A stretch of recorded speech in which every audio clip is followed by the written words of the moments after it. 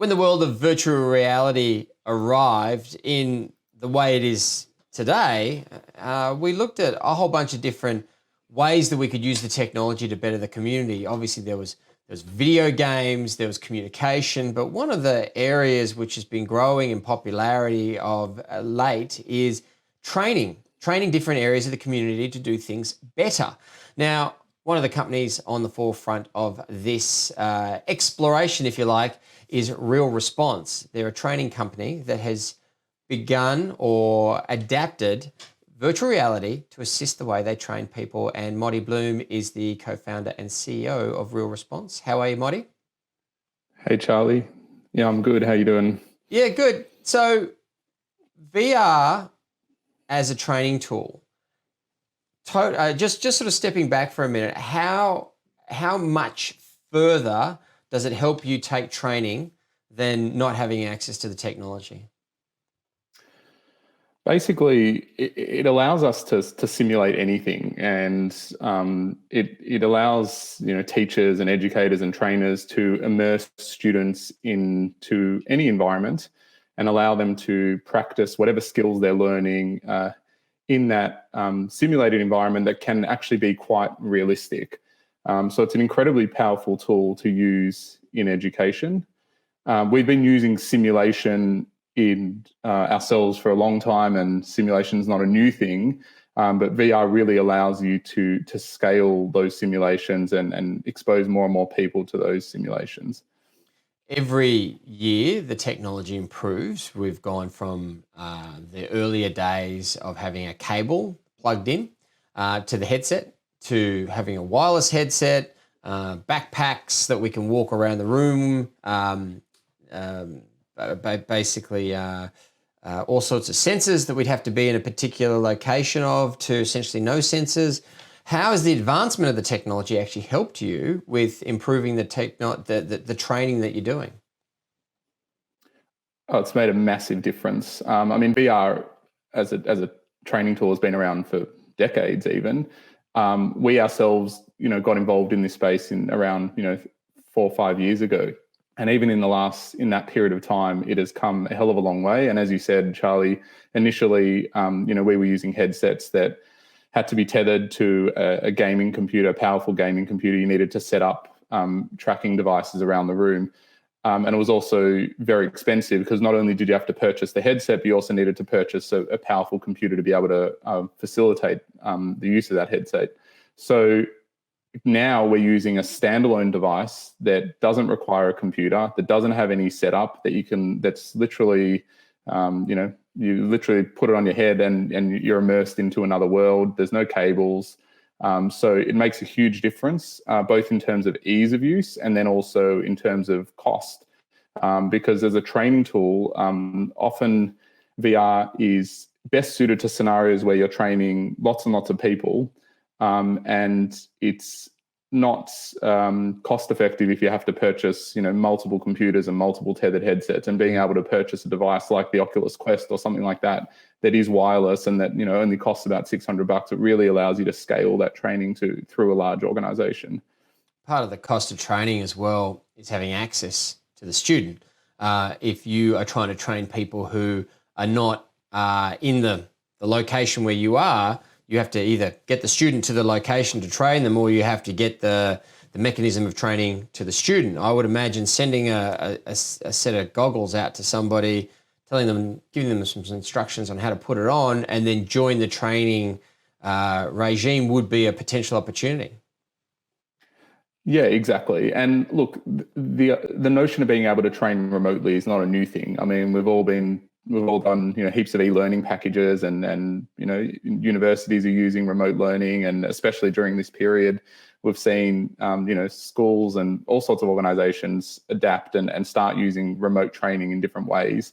I think what VR does is it gives you the scalability of something like e-learning and the accessibility of it, but it drastically increases the quality of that training. So whereas in e-learning, you're kind of limited by being able to show some videos and maybe ask a few multiple choice questions and short answer questions.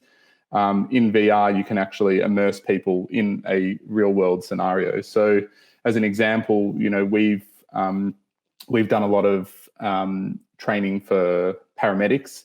And one scenario that we've done a lot of work on is mass casualty training. So what does a paramedic do when they come to the scene of a terrorist attack and you've got 15 casualties there? So previously we've run that scenario as a real world scenario where we'll have actors, we'll have fake blood, we'll have smoke, we'll have all sorts of sound effects and other props to try and bring that scenario to life. The challenge is to run that is incredibly expensive. And as you said, Charlie, you got to bring people to that scenario and you got to kind of run it over and over again, which can cost a lot of money and take a lot of time. Whereas with VR, we can effectively, and we have recreated that scenario in a virtual environment. And as you said, we're able to send out the headset to people and they can go through a very similar experience from the comfort of their home. You don't make the hardware, but do you make the software? Do you write the software? Do you use somebody else's platform to begin the process and finish it off? I mean, what's your involvement on that front? Yeah, so we definitely don't make the hardware. And we have our own development team based in Melbourne. But we use a gaming engine called Unity, which I think some of your viewers may be familiar with, which I think, I'm nervous saying this on TV here, but I think it powers around 60-70% of the world's games, something like that. So it's a commonly used gaming platform. And yeah, we have our development team in Melbourne and 3D artists who build out those scenarios. And virtual reality as a technology, a lot of people are comfortable with it. Some people aren't. There's plenty of videos around on the internet of people who put on VR goggles for the first time, for example, and all of a sudden they're falling over, they're feeling dizzy. How do you get around those kinds of scenarios? Yeah, I'd probably dispute what you said. I would say a lot of people, I'm not sure that a lot of people are comfortable with it. We find that most people we introduce it to, it's their first time and they do struggle a little bit with it on that first occasion. I think it really comes down to what experience people are going through in virtual reality. So I think a lot of people's first experience with VR is a 360 video experience, 360-degree video. For those that don't know what that is, it's effectively, instead of a two-dimensional video, it's a video that's 360 degrees. It either uses a camera that has lenses pointing in different directions or that spins around very fast.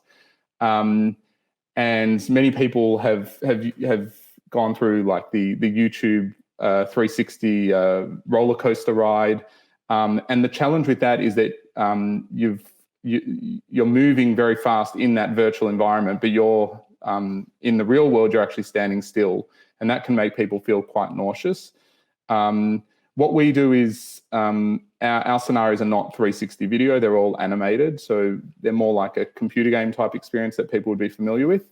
And we're really mindful of just trying to make sure that the way the user moves in VR is similar to the way they're moving in the real world.